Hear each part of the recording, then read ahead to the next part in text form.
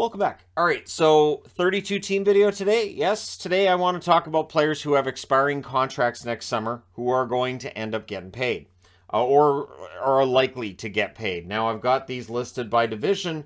I've got the Pacific over here. Go all the way to the metric because if you're looking at a globe, you read left to right. The Pacific's doesn't matter. Because I've seen comments about why does he do the divisions in this order? It's not a big deal. But I want to talk about players with some teams. I had a hard time coming up with a name. With some, I had a hard time only coming up with one. So you might very well get two, as I've got two listed. But I want it to be one from each team so we can talk about it. Starting off with Anaheim. Anaheim, yeah, Troy Terry is going to get paid. Huge breakout season for him last year. He's going to be looking to follow up that breakout season with another one and make it really difficult for Anaheim not to pay him. Just back up a truck to his door with a bunch of money and say, how much would you like, sir? Terry's a good goal scorer, and it was nice to see him break through last year. If Anaheim gets a little better this year, Terry's numbers likely do as well, and there you go. Terry should get paid. Calgary, I went with. He's not signed yet. Now, there's the possibility that Mackenzie Weegar signs before the season starts. But his $3.25 million cap hit, all the rumors, all the speculation are that he could almost double that cap hit on this contract extension that Calgary's likely to sign him to. Be very surprising at this point with both the player and the team expressing a desire to get this done. I'd be very surprised if it doesn't get done. So for me, it's Mackenzie Weegar on Calgary. Edmonton. Edmonton was a bit tough until I got to the blue line and I went, yep. So I see a lot of arguing about whether or not Evan Bouchard is a good defenseman. He's a points producer. He's a young defenseman. He's still learning parts of the game, yes. Is he a perfect defenseman? No. But he's going to get paid next summer. And that's going to be an expensive blue line. When you've got Nurse, you've got Bouchard, and whoever else populates it, it's going to be an expensive blue line. And with some of these players that on this board, we may see them get bridge contracts before they get that huge extension. But either way, Bouchard's going to get a raise this coming summer. How much? We'll see. For LA, there were a couple of names I considered, but I'm going with Trevor Moore. If Trevor Moore can have another year this year like he had last season, he's going to make a lot of money.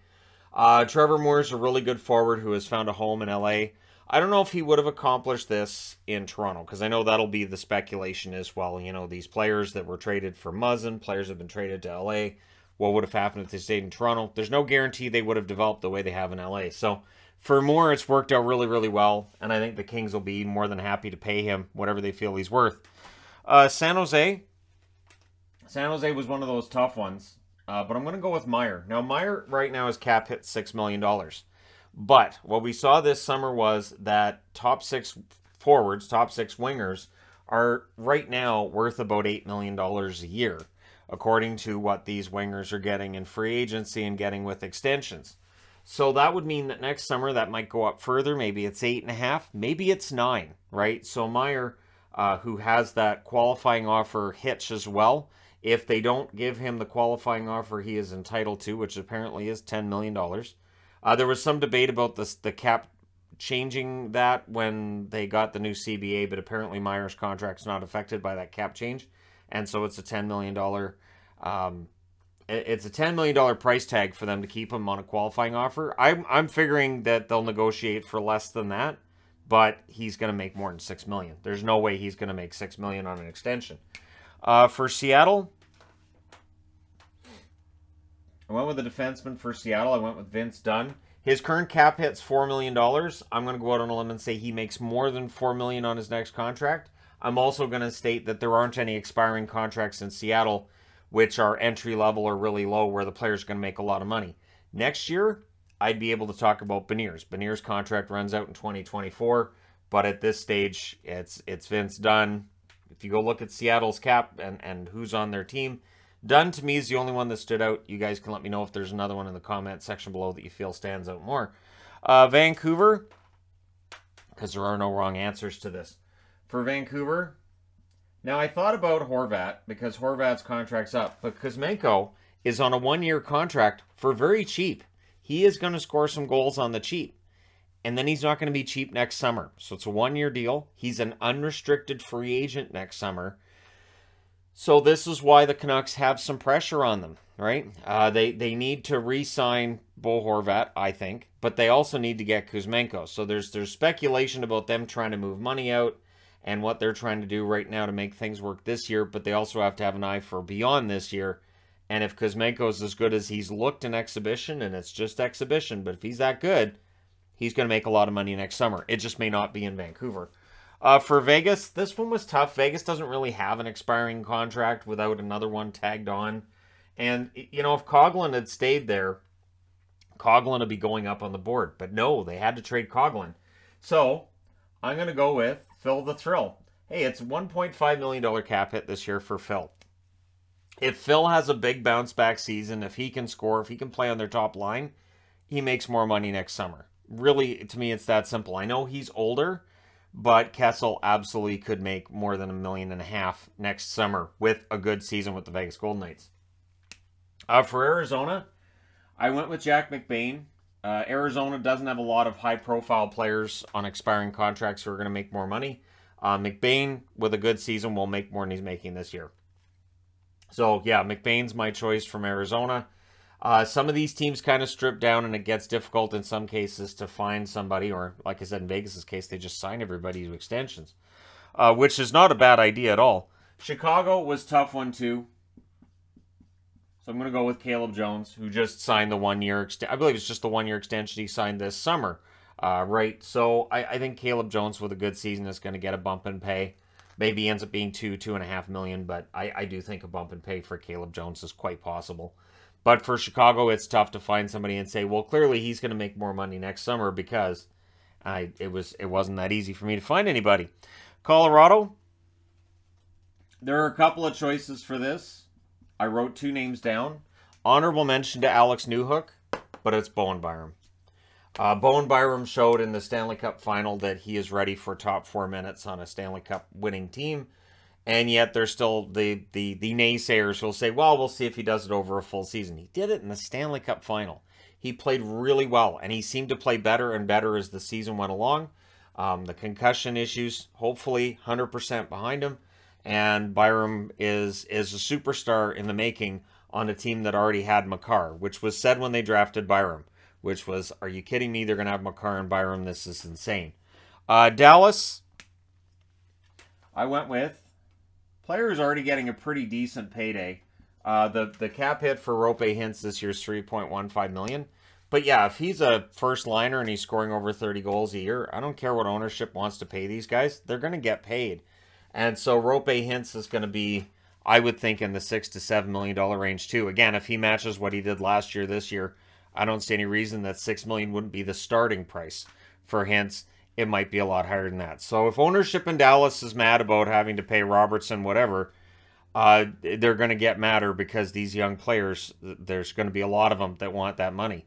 And that's how hockey works now. You pay for the potential. I see that with signings of, why did the team pay this? Why pay Spencer Knight that amount of money if you're Florida? They're paying for the potential and believe he'll be the starter. There's risk to that, but there's risk to paying somebody $8 million a year who's 30 plus too. So there's risk on both sides of that. Minnesota was pretty simple, pretty easy to find. Matthew Boldie. Boldie last night in the game I watched for Minnesota, and again, it was against a Chicago team that is going to struggle. But Boldie looks fantastic. Again, he was very good last season. And if he played the full year last year, I think he would have been in the Calder conversation. If not, he might have won it. So, yeah, Boldie is a player that maybe is being underrated by those who don't really keep much track of Minnesota. And, yeah, Minnesota's going to be relying on those kids a lot with their cap issues. So that's going to benefit a guy like Boldie. And then next summer, his ask is probably going to make their cap issues worse. Nashville.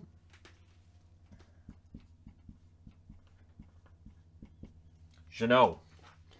Jeannot, you're going to hear a lot of planes in my videos today. I'm guessing it's because it's beautiful outside and it's October, so guys with airplanes are like, this doesn't usually happen around here. We better get up in the air and enjoy this while we can. All right, but Tanner Jeannot for the Nashville Predators. Absolutely fantastic rookie season last year. Physical player, good scorer. Just, there's nothing bad I can say with Jeannot. And he seems to, he rides the line a bit with some of his antics and hits and this kind of thing, but I wouldn't qualify him as a dirty player. We'll see if that stays that way as his experience, his experience level goes up. There's a better chance that there'll be a hit here and there that people don't like. It's usually what happens. We're not usually complaining about these guys as rookies. It's usually year 4, year 5, we start, hey, remember that hit 2 years ago? And we'll see if Jeannot becomes that guy, but I hope not. I think Jeannot's a really solid player for them. St. Louis, a player who's already making a decent paycheck, absolutely. But if Barbashev has another season like the one he had last year, Barbashev's going to get paid. Now, people will be like, well, Ryan O'Reilly's an expiring free agent as well. I don't think O'Reilly gets a huge raise, though, next summer. He's in his 30s, and usually once players are in their early mid-30s, they're not getting those huge raises. Again, 20, 25 years ago, maybe, but now not so much. Barbashev, on the other hand, younger player, has seen his role with the team increase over the last couple years, and I think he's gonna eat a chunk of that money that they're gonna have available next summer. For Winnipeg, could be a big year for Dylan Sandberg, both in terms of his production and then when it comes to what he gets paid starting next summer. Expiring contract, restricted free agent, and absolutely looks like he's going to be top 6 for the Winnipeg Jets. And if he's getting regular time on the blue line, he gets paid next summer. Pretty simple, right? All right, so we're out of the West. We're going into the East. And for Boston, and I don't know what Jeremy Swayman's going to be worth. Jeremy Swayman is a goaltender who had numbers that were good, not great for Boston last year mostly. But he's a good goaltender, and he's the future in net. So I think he's going to get paid, and I think it's going to be a decent payday for him. But it's going to depend a lot on what he does this year and whether or not they try to negotiate that deal before we get far into this season or what they do. Because I know they've been talking about Pastrnak, right? Maybe Swayman's next after Pastrnak, and they want to get that straightened out. Boston does seem like they're a more proactive team, although with Bergeron they had to wait for him. But yeah, proactive, absolutely.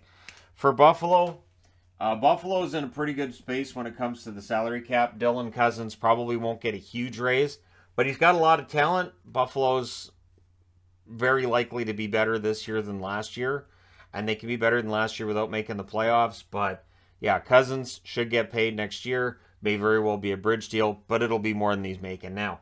Again, it feels like kind of a cheat with some of these guys coming out of their entry-level contracts, but it's a fun video to do on who's probably going to make a lot of money next summer and have a player from each team. So, sure. I'm not taking this nearly as seriously as some may in the comment section. For Detroit, a player who's actually making a decent wage as well.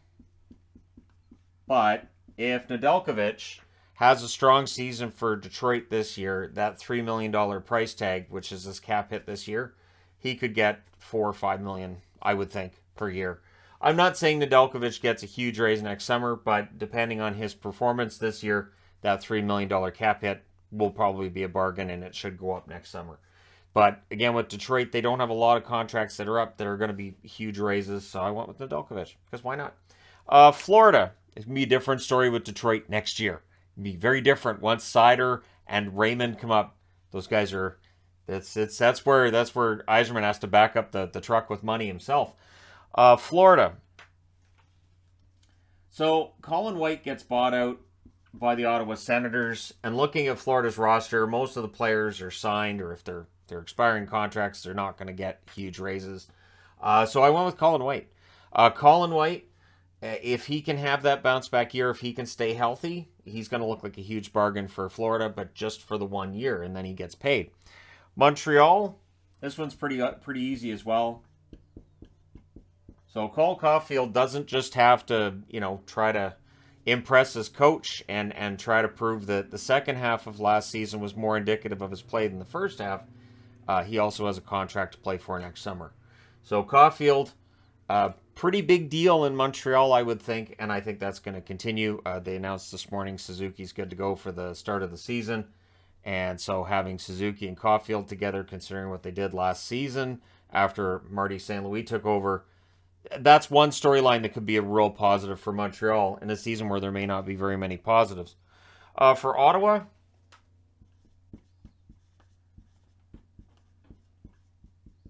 So DeBrincat. And the idea is that DeBrincat, you know, if he can score as well as he did last year in Chicago, he has a $6.4 million cap hit. He makes more than that next year if he scores 40 again this year.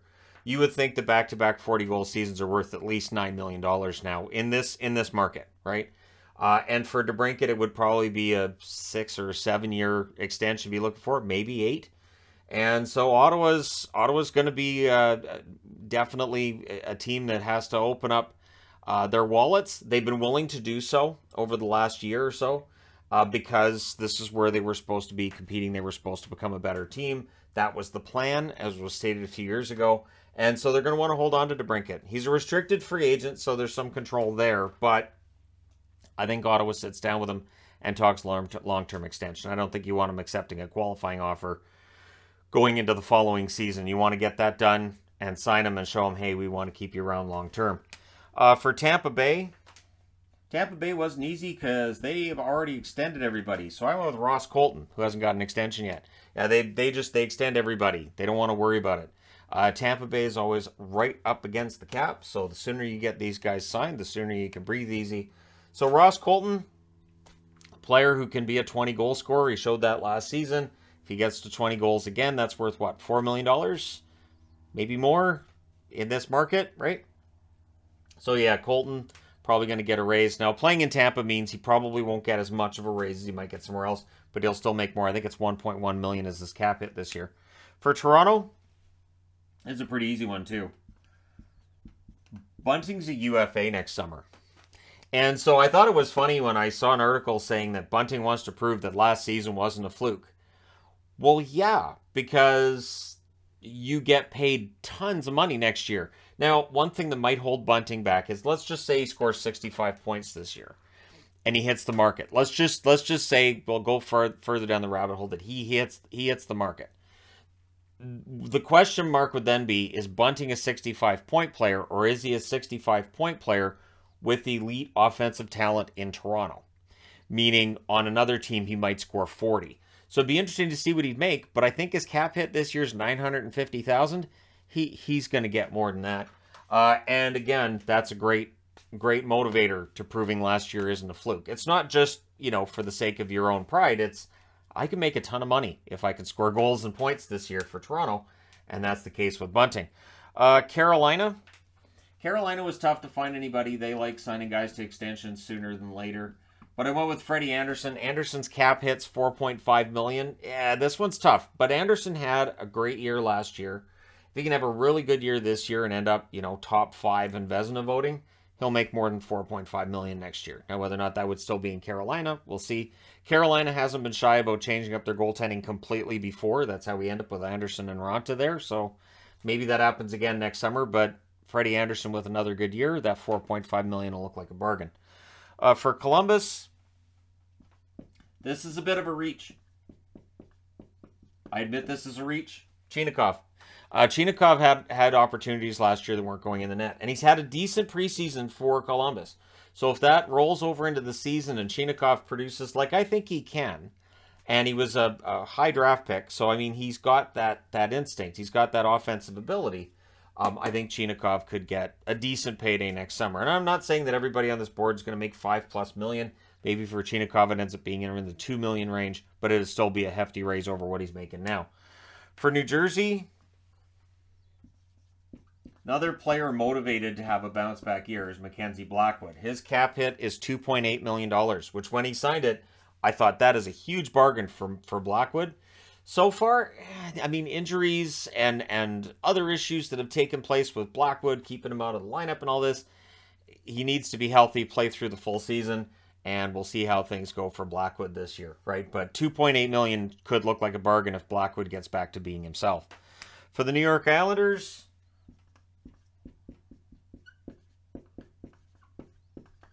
if, under a new coach, Oliver Wallstrom produces like we all know that he can, Wallstrom will get a hefty raise next summer himself.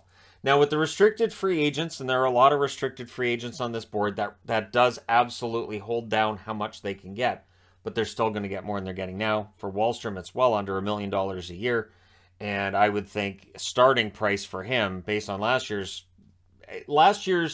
production and then projecting how well he could be. You got to think the starting price right now would be $3.5 million. Somewhere in that range, I would think. And if he has a really good year, I mean, more than that. And I think Wallstrom has the offensive ability to get it done. Now, for the Rangers, there's two guys I really like. So, I'm going to go with the one that's not as obvious. I could go with Lafreniere. Lafreniere, if he has the kind of season that I and others have predicted, he's going to get really, paid quite well and for a long time. But I'm going with Keandre Miller. I like Keandre Miller a lot as a defensive defenseman. I think the offensive upside is still there, relatively decent offensive upside with Miller, and I think he's underrated on a team where you've got Adam Fox, you've got Ryan Lindgren. I think it's easy to kind of overlook Keandre Miller, but excellent player, and I really think he's going to be fantastic on that blue line where they're already paying Trouba a lot of money, Fox a lot of money. It's going to be an expensive blue line, but worth it too. So for Miller, I think this is a big year for him, and I'd like to see him get paid. And again, for Lafreniere, he's likely going to get paid too. Do you look at a long-term extension right now, though? If you're the Rangers and you're sitting down with his agent, is it a bridge deal based on production so far, or do you say, you know what, we believe in his potential, we're going to give him a long-term contract? Philadelphia, I went with Cam York. Comment on the live stream the other day was what I thought of Cam York. I like Cam York. I thought that in a season where there wasn't a lot of good things going on for Philly, I thought Cam York was good on a blue line that is pretty maligned. And I understand why it's a maligned defense core, but Cam York's a pretty good young defenseman, and I think next summer he's going to get paid like it. For Pittsburgh, I went with another defenseman, Ty Smith. There were a couple of guys I thought about, but I'm going with Ty Smith in this one. He comes over in the deal from New Jersey.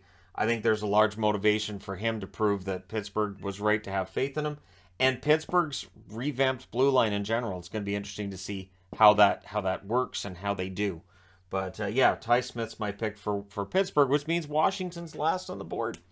And for Washington, I went with another young defenseman.